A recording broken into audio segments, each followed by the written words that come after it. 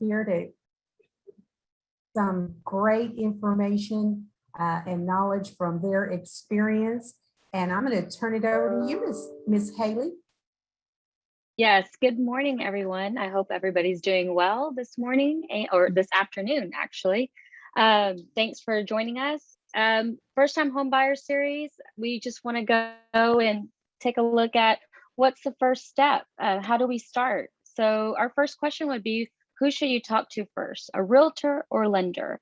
Well, find a realtor who you feel comfortable with. You'll be spending a lot of time together. They'll become your best friend. You know, your realtor has an A team that can refer you to a local mortgage expert to help you with your financing. So it's very important that you develop a relationship and find a realtor that you feel compatible with and trust to help guide you through these process. So how soon should you begin this process? We recommend 3 to 6 months to give you some time to, with the mortgage lender, gather necessary documents or clear up any unforeseen credit questions or issues. So that will give you enough ample time to be prepared when you're out in the market, you know, starting to submit offers.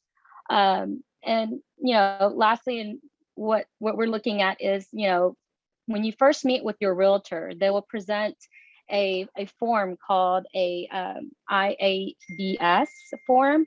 And that form they will share this document explaining the role of a brokerage in a real estate transaction. So be sure you read that form, and then you know, feel free to ask your realtor any questions. They'll be happy to it. And the IABS form is called Information About Brokerage Services, and and they'll also provide a consumer protection notice.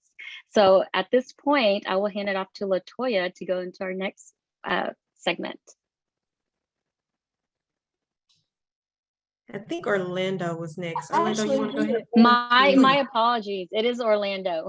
I'm so sorry. We turn it over to Mr. Orlando. Thank you. All right. Well, good afternoon. To continue with what Haley was talking about, should you sign a buyer's rep agreement? Yes, the buyer's representation agreement allows a realtor to represent you in the transaction, and it also shows commitment on both sides, the commitment from your agent to serve you and you to work with the agent exclusively. So yes, always sign a buyer's rep agreement. Do you need a realtor to buy a new construction home? Not necessarily, but very advisable that you do have your realtor. We always 100% recommend that you do. We'd love to go home shopping with you in new home communities, and just got to keep in mind that the builder's rep is keeping the builder's best interest in mind. So you should also have your representation in your corner to do the same for you. That was my part. Now I'm passing it on to Ms. LaToya Williams with RJ Williams.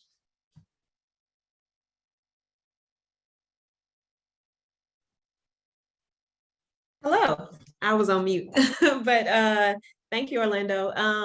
So the next question is, what costs will you need to pay up front?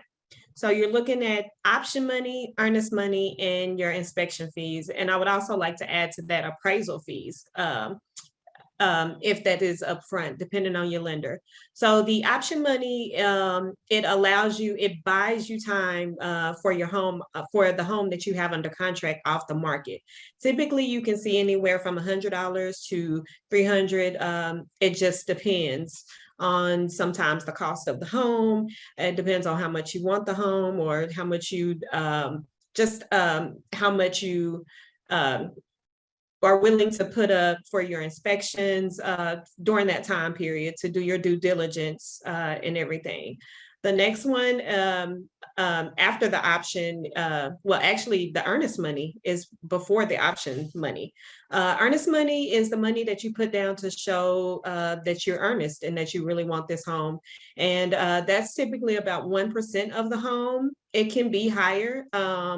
It also depends on the sales price of the home.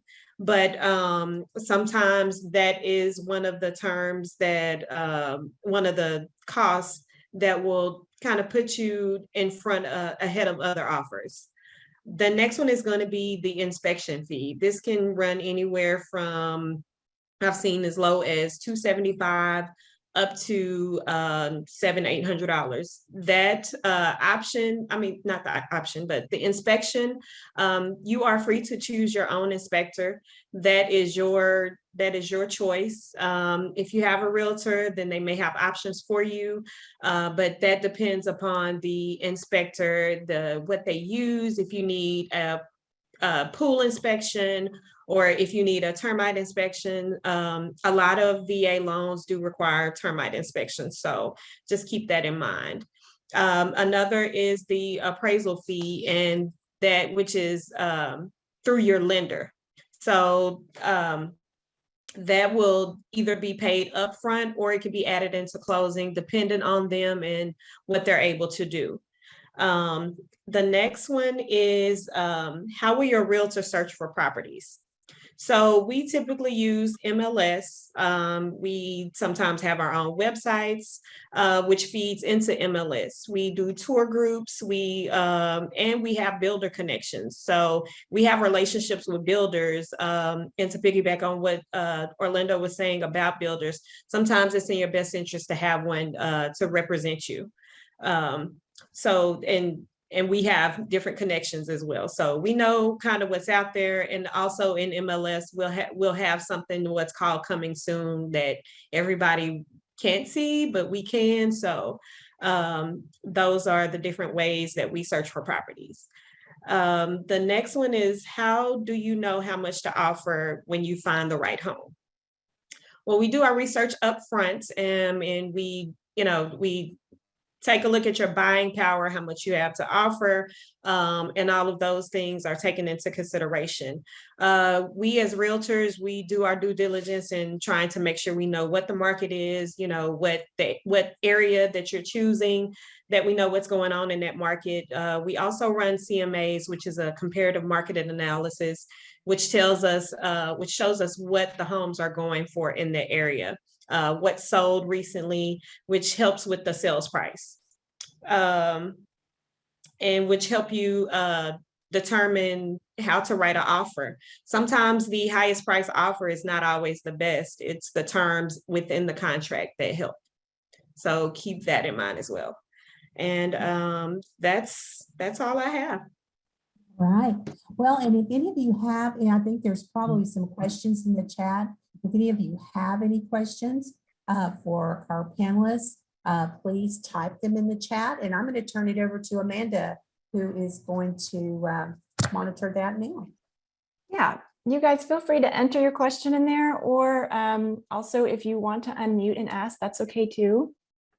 I'll put one out there just to get us started. I'm sure a lot of people had heard that the market has kind of low inventory right now. So as realtors, what are you all telling your clients that should be done especially differently at this time versus at times when the market maybe isn't quite struggling with the inventory problems? I can go first. I would say be diligent, be patient with yourself, and don't get discouraged. I recently had a lady, we put in 16 offers and we found our home. And she absolutely loves it. So I would just put your best foot forward, put your best offer forward first, and be diligent. And we do have some questions. Can you get your earnest money back? You're not putting earnest money down until the contract is signed. So you're not putting any money at all out of pocket until you sign and execute and all parties have signed. And let me add that one more thing to that. You write out the earnest money funds to the title office that you're using, not an agent, not another party. So just make sure that that is the case. I've seen other instances, and that's not the way to do it. And I would like to add to that real quick too on earnest money. Your agent advocates for you. And so they will keep an eye on deadlines and to make sure that the deadlines are met. And if there are any questions, they will let you know before that deadline approaches to see what your game plan is for the next. Next question in the chat was, is an appraisal always required?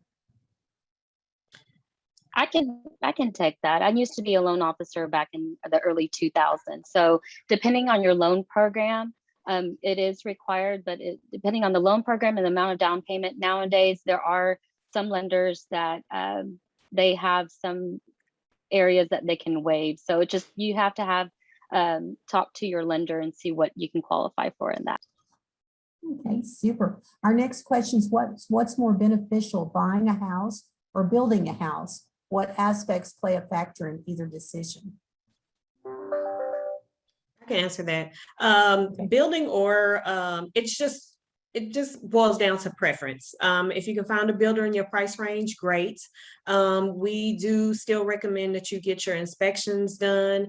And we still make sure that the appraisals are still done. So it's the same, you still go through the same process. It's just can be a little less tedious than well, not really, but sorry, but you still go through the same process, but it's more so preference. So if there's any builders in your price range, we see now that prices are going up, but if they're in your price range, by all means, explore them. And to add to that, also, if you want to be in an HOA or not, that plays a part. And availability, you may find a pre-constructed house in your favorite neighborhood. So it boils down to preference and amenities. What you want to call home. So our next question is, can you get your option money back if you don't get the house? No, option money is it's a no. You've actually paid for the time to be off the market. Your earnest money you can get back within the option period. If you decide not to buy the house because of maybe y'all couldn't agree on terms, or maybe the house it needs too much and you don't feel comfortable with it, you've in a sense purchased that time for the house to be off the market. So the option money you don't get back. So always make sure that the money that you're putting out, you're comfortable with, especially with the option. Right. You will receive your option money back with a successful closing. They do credit it back to you at closing. But if the contract is terminated, you do not receive your option money back.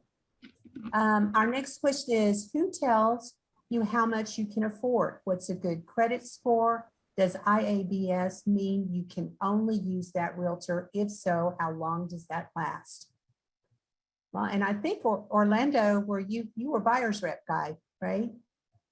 I prefer to do seller's rep. I do both. I work with buyers, sellers. No, we do both. That was a joke. So the IABS is very important because it outlines what the agent's minimum required duties to the client, which would be our buyers. And it tells you if we're an intermediary to the party. And again, our minimum duties to you. That does not bind you to work with an agent exclusively. The buyer's rep agreement does. When you sign a buyer's rep agreement, you're working with an agent exclusively, and he or she is working with you exclusively. Just in the past, and to make it quick, in the past, we would have buyers that would jump around, and essentially we would show them 10 houses and they would sign a contract to purchase with another agent. So for us, it's very important to have in our file when we're working with someone.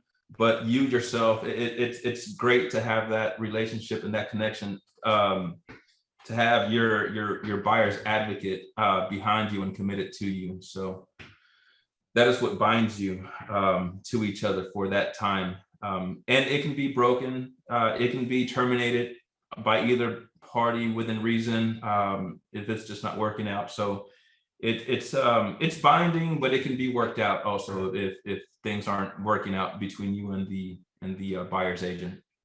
Right. If And I if could I just can add something. jump in, Okay, go ahead. sorry, go ahead. I was just going Well, to say, one of the things that you learn with a buyer's rep, that if you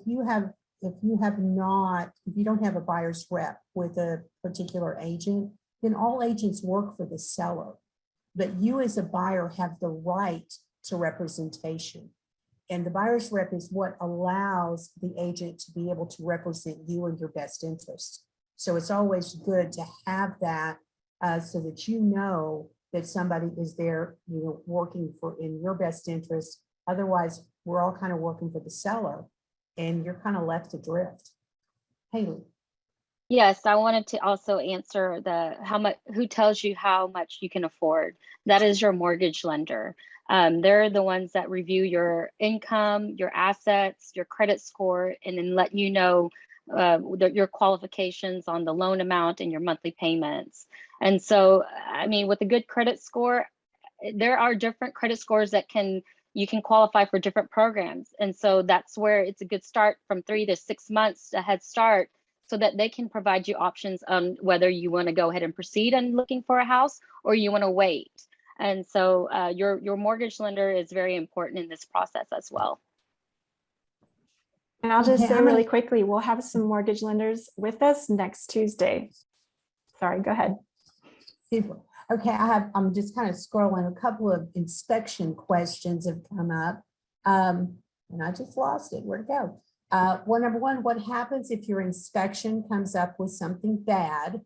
And then to follow up with that, does every loan type, VA, FHA, conventional loan, require an inspection, or can you buy a house without one? Who'd like to take that? I can answer that. I'll answer does every loan type require an inspection?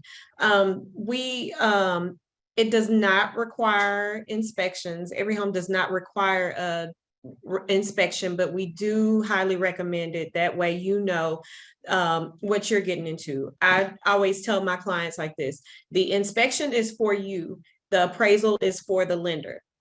They want to make sure that their investment is protected, and you do as well. That way, you know what's going on with the home. Can it be fixed? Should it be fixed? At least, at the very least, what's going on with it, and you can probably get ahead of any unforeseen issues, such as plumbing, a roof. Because if you purchase a home and that roof is bad, your insurance company can come back 30 days later and say, hey, we can't insure this because you need a new roof. And so that's why inspections are important. So yes, your inspection is for you, but your appraisal is for the lender. But you can purchase one without one. Okay, let's see. Can I answer what happens if the inspection goes bad? Yes. So that's up to you because you're purchasing the house. So you get to determine what is your threshold, what is your your, like, where you cannot proceed in purchasing the home. So during this time, your realtor will give you, like, you have an option period. So you'll know if it's when you have your inspection and you're not pleased with it, you have up to a certain amount of date for you to terminate and get your earnest money back. And your realtor will be able to help and guide you through that and know what that date is. So that way you can determine, is this something I can live with? Or is this something that I cannot, and we need to terminate, and I just can't move on with this? So your realtor will help you through that process. And to add to that, within that period, within your option period, and after your inspection comes back, you do have a repair amendment that you can work up and send over to the seller's agent for them to present to their sellers. And if the sellers are willing to make all of the repairs that you that you requested, then everything is fine. And you that option period, you go to pending. Whereas if things weren't agreeable by the seller saying, whoa, that's too much, I refuse to do any of those repairs, then you at that point have a talk with your realtor and say, what's our best option now? Should we terminate, cut bait, and keep looking, or can we live with the minimum repairs that they're going to do?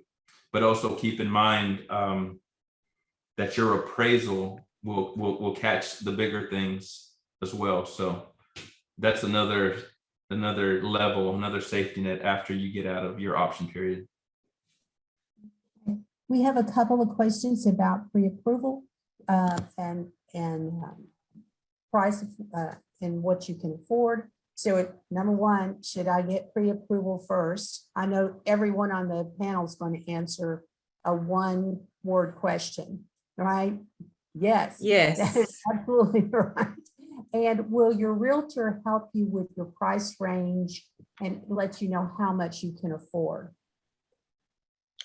Yes. You said Right. yes. So you want to be pre-approved before you even step out or get in your car and start to drive around. It's best to do that bulk of work up front. I know it may seem tedious, or you want to, hurry up and get out there and start looking, but it's better to have a good understanding of what it entails. You may be pre-approved for $275, but you may only want a payment of this much. And that all needs to be, you need to have a good understanding of that as well. So it is good to know, have a pre-approval, have your realtor on board and everybody on the same page, your realtor, your lender, and yourself. Be on the same page, because different things can factor into that. Taxes, all of those things factor into your monthly mortgage, but it's always good to know what you're pre-approved for, what your buying power is, understand what your down payment is, and if closing cost is included in that.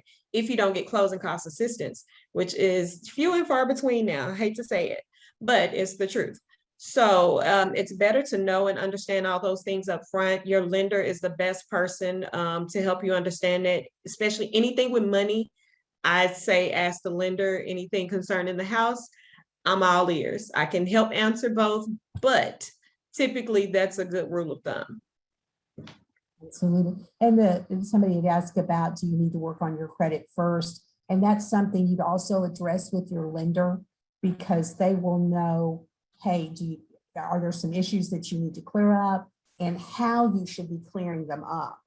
Because, you may think, oh, gee whiz, I need to go pay all this off. Maybe you don't. Maybe that could actually damage your credit. So you really want, as realtors, what we do, I always tell everybody, we stay in our lane. And just like LaToya said, we're here to help you negotiate and find a property, negotiate it, and help you to get from contract to closing. But we have other team members, that our mortgage partners and our title partners and things like that. Everybody does their own job. And so it's usually best to do that. We also had a question about a gentleman, someone qualifies for a VA loan. They want to know who would they go to first, and also they are 69, and would the age be a factor? Basically go to the lender, and age should not be a factor. That should not be an issue.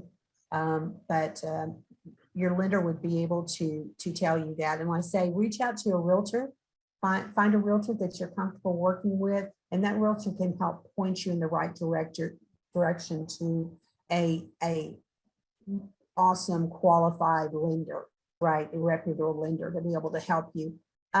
We've also been asked for, and I think we get some paperwork on these classes, and in chat, Orlando has put in a PDF for you, so you can pull that down. Okay, so I think that was really about it. We had under first-time buyers program, could I purchase a multi-family unit? And Orlando answered that questions, and up to 4 units. So anywhere between 1 and 4 units, you could use FHA. So that's everything in the chat, unless anybody else has any more questions. We have There 4 was- sessions. Oh, sorry. I just Yes. want to let everybody know we do have, 3 more sessions coming up. So, join us every week, and we'll go into further detail. Yeah, next week Orlando. we have loan officers that will be able to answer all those questions with a little more specifics. And will they receive information on how to contact us if they want to or need to, or how is that going to work? Just asking for the masses.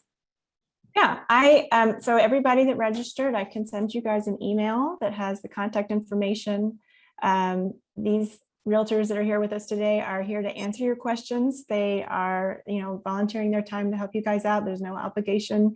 They want to help you guys have the information you need. So I can send their information to you all. You can send them an email with questions, follow-up questions that you think of later.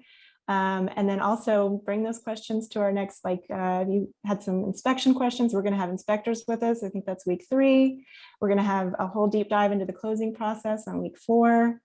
So keep coming back for those next sessions and keep thinking of questions that you have. Well, thank you all so much for joining us today.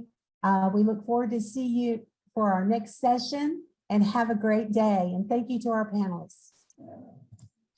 Thank you. Bye. Bye-bye. Thanks, everyone.